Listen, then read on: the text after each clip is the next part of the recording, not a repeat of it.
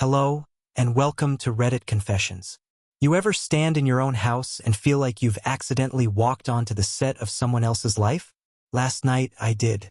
There was steam rising from the pot on the stove, the clock ticking just past 8 p.m., and my wife, Clarice, standing by the doorway in a gown I didn't even know she owned. She had her phone in one hand, the other resting on the doorframe like she was posing for some dramatic painting. And then she said it clear as glass. Submit or suffer. No explanation. No argument leading up to it. Just those three words like a verdict being read out loud. I didn't laugh, didn't ask what she meant. Instead, I noticed something odd. She was wearing the wrong shoes. They weren't hers. Too big, too masculine, too worn. And they were wet, like she'd been standing outside in the rain. I opened my mouth, but she tilted her head ever so slightly, as if daring me to speak. So I didn't.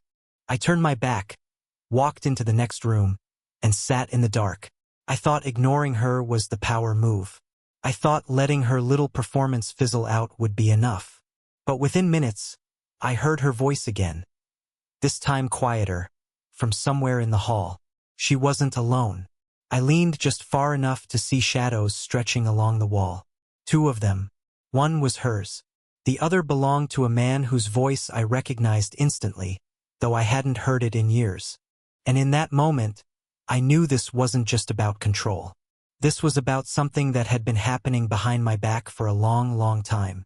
I froze, my eyes locked on that second shadow as if staring long enough could make it disappear. But it didn't. It moved, shifting closer to her, and I could see her head tilt toward him in a way that made my stomach churn. His voice was low, almost casual, but every syllable carried weight, like there was history behind it. I recognized it immediately, Nathan Caldwell, a name I hadn't spoken in years. Not since the falling out. Not since the day I learned he'd lied to me about something so small, yet somehow it ended our friendship. I thought I'd erased him from my life. Turns out, he'd found his way back in through the person I trusted most. They weren't whispering like they had something to hide. They were talking like they owned the space, like I was the guest in my own home. My heart was pounding so hard I could feel it in my teeth, but my brain kept latching onto pointless details. The way Nathan's shadow leaned against the wall, the way Clarice's hand brushed against his arm like she'd done it 1,000 times. I stayed still, afraid that any movement would give me away. I wanted to charge in, demand answers, but my legs wouldn't move. My spine felt glued to the chair. Instead, I strained to catch every word. "He's not going to fight you," Nathan said, his voice almost smug. "That's the point," Clarice replied. "I don't need a fight. I need him out of the way." The casual cruelty in her tone was worse than if she'd screamed at me. It was the voice of someone who'd already written me out of their life and was simply tying up loose ends. I don't remember breathing until I heard the front door open. There was a brief pause, like they were making sure I wouldn't appear, before the sound of shoes on the porch faded into the night. Her shoes? No, his shoes. The ones she'd been wearing when she came in earlier. My mind spun, trying to piece it together. Had she walked here in his shoes because she'd left somewhere she shouldn't have been? Or because she'd changed into them for a reason she didn't want me to know? When I finally stood, the hallway was empty. The kitchen light was still on, the pot still simmering on the stove, but the woman who had stood there 15 minutes ago was gone. No note, no explanation, just the faint scent of that cologne again, now mixing with the steam from the pot. I went to the window and saw Nathan's car at the end of the street, headlights off, parked like a predator waiting in the dark. Clarice slipped into the passenger seat without hesitation. The car didn't pull away immediately. It sat there, idling, as if they were deciding where to go next.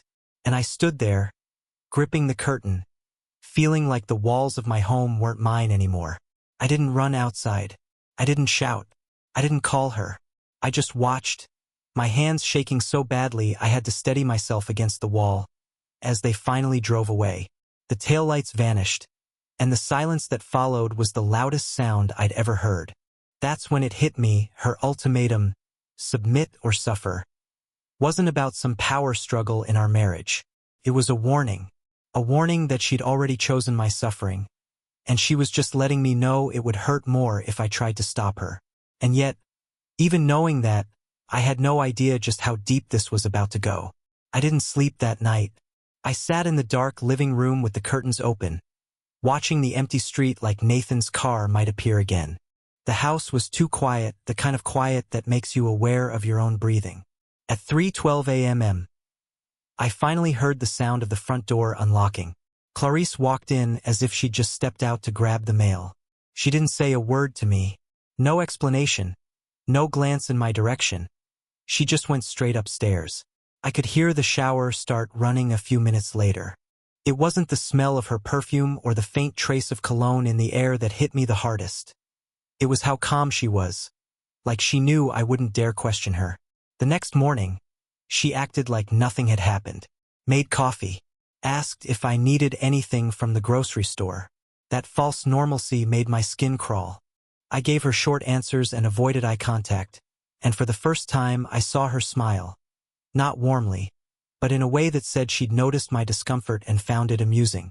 She left around noon, claiming she had errands to run. I waited 10 minutes, then grabbed my keys and followed her.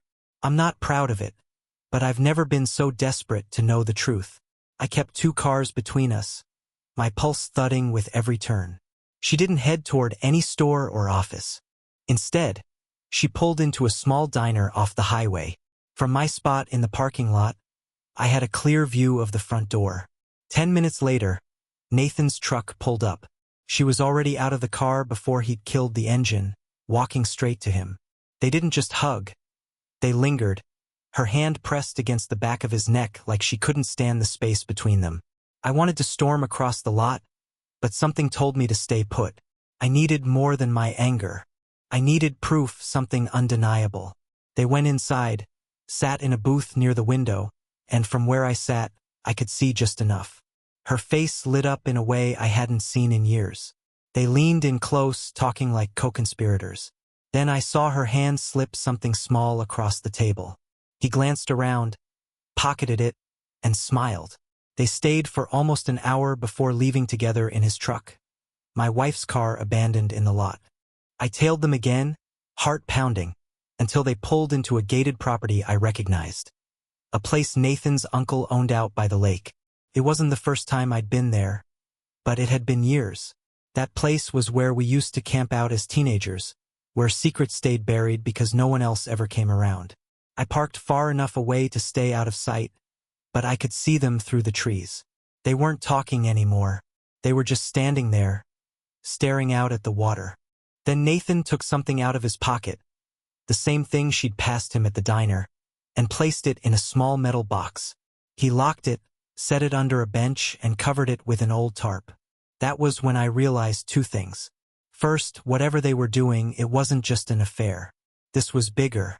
Second, I'd officially crossed the line from confused husband to unwanted witness in something I didn't understand. I sat there in my car, gripping the steering wheel so tightly my hands hurt, and for the first time, I wondered if her suffer didn't just mean emotional pain. Maybe it meant something far more dangerous. I couldn't get that image out of my head. The metal box, the way Nathan hid it like it was worth more than either of them wanted anyone to know. I stayed in my car for almost an hour after they went inside the cabin, arguing with myself over what to do. The rational part of me said to leave, that I was already in over my head. But another part, the part that had been humiliated for weeks, wasn't going anywhere. I wanted to know exactly what they were protecting. When I finally saw Nathan's truck leave without Clarice in it, I waited another 10 minutes before moving. The cabin was quiet. The only sounds were the faint creak of trees in the wind and the distant splash of water against the dock. I approached slowly, my shoes sinking into the soft dirt. The bench was just as I remembered from years ago, old and weathered, with initials carved into it from when we were kids. I lifted the tarp and there it was, the metal box. Heavy, cold, locked tight. I knelt down, running my fingers along the lid, and noticed something strange. The lock wasn't standard. It was a combination lock with numbers worn almost smooth from use. Whatever was inside had been accessed more than once. I tried guessing a few combinations, birthdays, anniversaries, but nothing worked. The sound of an engine in the distance jolted me back to reality, and I quickly replaced everything exactly how I'd found it. On my way back to the car, I spotted movement through the cabin window. Clarice was inside, pacing, her phone pressed to her ear.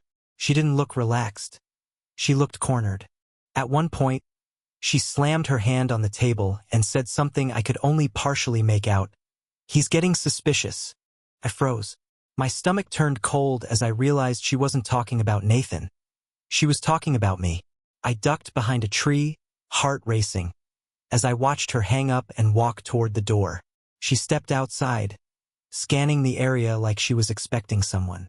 When her eyes swept toward the tree line where I was hiding, I held my breath so long my chest hurt. Finally, she turned away, lit a cigarette, and stared out over the lake. That's when my phone buzzed. The sound was small, but in the stillness it felt like a gunshot. She whipped her head around, narrowing her eyes at the spot where I stood. I didn't wait to see if she'd come closer. I backed away as quietly as I could until I was far enough to make a run for my car. I didn't stop driving until I was back in town.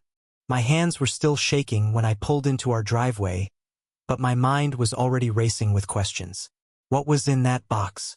Why did she look so tense if this was just an affair? And most importantly, how much time did I have before she realized I'd been there? That night, Clarice came home late again, carrying a bag of groceries as if it had been a normal day.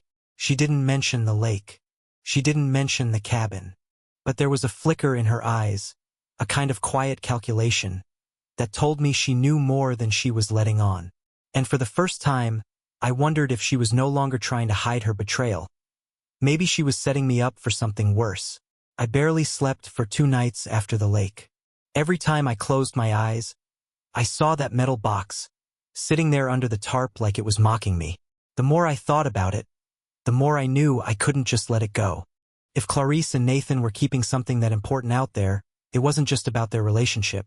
It was about something that could explain everything, maybe even why she'd thrown that submit or suffer line at me in the first place. On the 3rd night, I made up my mind. I drove out to a 24-hour hardware store, bought a pair of bolt cutters, gloves, and a small flashlight. My stomach was in knots the entire time. I wasn't the kind of man who did things like this. I was the one who avoided trouble, who kept my head down to stop fights from starting.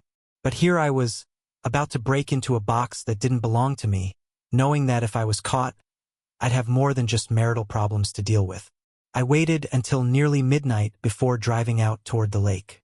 The sky was moonless, the roads almost empty. When I got to the turnoff, I killed my headlights and crept along the dirt path.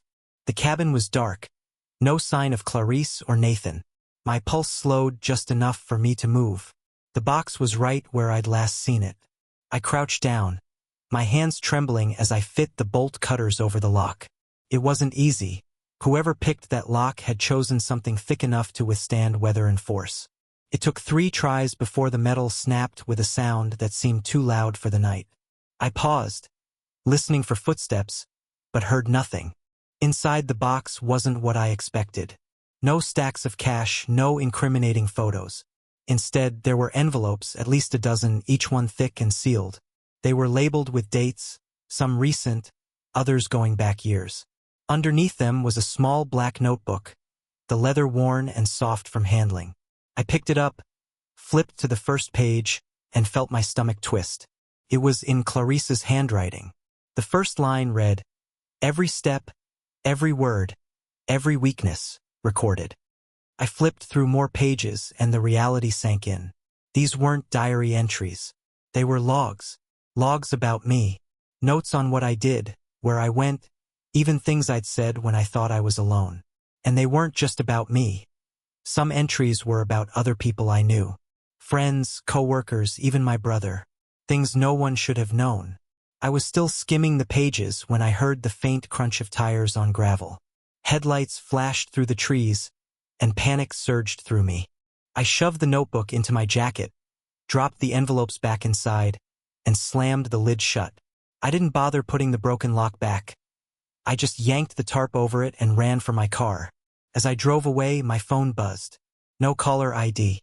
I answered, my breath still ragged. A man's voice said, "You just made a very big mistake." The line went dead. I didn't know if it was Nathan. I didn't know if Clarice had caught on. All I knew was that I had something now. Something they clearly didn't want me to have. And that meant my suffering might be about to start in ways I hadn't even imagined. By the time I pulled into my driveway, my nerves were frayed to the point where even the shadows of tree branches looked like figures waiting for me. I sat in the car for a long time, gripping the steering wheel, staring at my front porch as if I expected Clarice to be standing there. She wasn't. The house was dark. But there was something unsettling in that silence. It wasn't the calm of an empty home. It was the quiet of someone who had been here and just left. I went inside, every step slow and deliberate, listening for anything out of place. Nothing seemed disturbed, but I couldn't shake the feeling that I wasn't alone. I double-checked the locks, then sat in the kitchen with only the small light over the stove on, the notebook from the box in front of me. My hands were sweating as I opened it again, flipping past pages I'd already seen. The entries weren't random, they were methodical, almost like surveillance reports. Times, locations, names. My daily routines mapped out in unnerving detail. Then I found one dated only 2 days earlier. It described me sitting in the living room, scrolling on my phone, and it mentioned the exact moment I saw that photo of Clarice and Nathan at the party. That meant she hadn't just known I saw it. She'd been watching my reaction. Someone had been close enough to observe me through the window or inside the house without me noticing. I shut the notebook and forced myself to think. If she'd been tracking me this closely, there was no way she didn't already know about the box. Which meant that phone call I got wasn't a warning, it was a statement of control. A reminder that they could see me, even when I thought I was invisible. I decided to test it. I left the house, got in my car, and drove with no destination in mind, taking random turns, doubling back, cutting through neighborhoods. At first, I didn't see anything unusual, but then I caught a glimpse of headlights in my rearview mirror. The same dark SUV appeared behind me more than once, never too close, never too far. When I pulled into a gas station, it kept going, but 20 minutes later, it was there again, 2 cars back. I didn't want to lead them home, so I drove to a 24-hour diner, parked in the back, and waited. The SUV parked across the street. I could make out a figure in the driver's seat, but not enough to identify them. That's when my phone buzzed again. Another call with no caller ID. This time I didn't answer. I just stared at the screen until it stopped ringing. Not 30 seconds later, I got a text, "Go home, now." Every instinct told me to run, but I forced myself to sit there another hour. When I finally drove back, the SUV was gone, but there was a folded piece of paper taped to my front door. I pulled it down, my hands trembling, and unfolded it under the porch light. Inside was a single sentence in handwriting I didn't recognize. "You think you've taken something from us. We've already taken more from you." I don't know if they meant my dignity, my marriage, or something I hadn't discovered yet, but the certainty in that message made it clear. Whatever this was, I was in the middle of it now, and walking away wasn't an option anymore. I didn't go inside right away. I stood on the porch for several minutes, staring at the note in my hand, the words almost glowing under the weak porch light. "We've already taken more from you," kept repeating in my head like an echo I couldn't shut off. I tried convincing myself it was a mind game, something meant to make me paranoid and reckless. But deep down, I knew it wasn't an empty threat. It was a statement of fact. The problem was, I had no idea what they meant. When I finally went in, I noticed something I couldn't explain. There was a faint smell in the living room, like someone had been smoking a cigar hours earlier. I don't smoke, and Clarice hates the smell, so it didn't belong in our house. I checked the windows, they were locked. The back door was locked. Yet the smell lingered like a silent taunt, proof that someone had been here without my knowing. I sat down and started going through the notebook again, but now I was looking for something specific, an entry that could explain the message. I flipped past weeks of cold, calculated observations until I hit one from 4 months ago. It described me making a payment to our joint savings account, but what made me stop was the line beneath it. "Funds transferred within 48 hours, He won't notice until it's too late. My chest tightened. I immediately grabbed my laptop, logged into the bank account, and felt my stomach drop. The balance was nowhere near what it should have been. Tens of thousands were gone. But that wasn't the worst part. The oldest missing transfer, the one that started it all, was to an account number I recognized but hadn't seen in years. My late father's business account, the one Nathan used to help manage before everything between us fell apart. That account should have been closed, but it wasn't. And now it looked like Clarice had been funneling money into it for months. The realization hit me hard. They hadn't just taken my dignity or my peace of mind. They'd taken my financial future. And from the way those entries were written, it was deliberate, planned long before I noticed anything was wrong between us. Just as I was processing that, headlights swept across the living room wall. I peeked through the blinds, half expecting the SUV, but it wasn't. It was Clarice's car. She parked, but she didn't get out immediately. She sat there for a good 5 minutes, her face illuminated by the pale glow of her phone.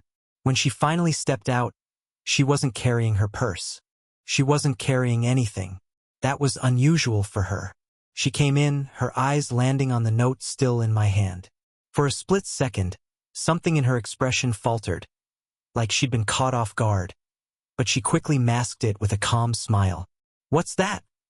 she asked, as if she didn't already know. I didn't answer. I just watched her walk to the kitchen, open a cupboard, and pour herself a glass of water like we were living in a perfectly normal household. I could feel it then, the unspoken truth between us. She knew I was on to her, and I knew she was playing for time.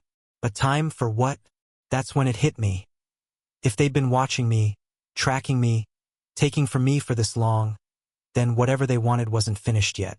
And I had a sickening feeling that the last thing they planned to take would be something I couldn't ever replace. I didn't sleep that night, but not out of fear this time, out of resolve. For the first time since this nightmare started, I stopped feeling like a helpless bystander and started thinking about how to end it. Clarice's smug calm, Nathan's shadow lurking in my life, the stolen money. It all had a pattern, and if they had been planning for months, then maybe I could use that same patience against them. I started with the bank records. Every transfer had a digital trail. I spent hours cross-referencing them, making notes, connecting the dots. By sunrise, I had enough to know exactly when the next withdrawal was scheduled, and enough evidence to hand over to the police if I wanted. But this wasn't just about legal justice. It was about reclaiming my life before they could strip anything else away. I called in a favor from an old friend, someone who owed me from years back. He worked in private security and knew how to dig into places people thought were locked. By the end of the day, he traced that closed business account to a hidden property Nathan had in his name, one Clarice had been visiting under the guise of errands. My friend also gave me something else, a small, discreet camera, the kind that could catch everything without being noticed. The next week, I followed Clarice out to that same lake property. I stayed hidden, watching from the tree line as she and Nathan went straight for the metal box. This time, I filmed everything, the way she opened it with the combination, the way they counted the money, the way Nathan stuffed the envelopes into a bag. I didn't interfere. Not yet. I wanted them to think they were still untouchable. 2 days later, I set my plan into motion. I had already met with a lawyer, closed all our joint accounts, and secured my own savings in a separate bank. When Clarice came home that evening, I was ready. She walked in to find me sitting at the kitchen table with my laptop open, playing the video on loop. Her face drained of color. Nathan's voice filled the room, crystal clear. She didn't even try to deny it. She just stood there, frozen, as I slid an envelope across the table.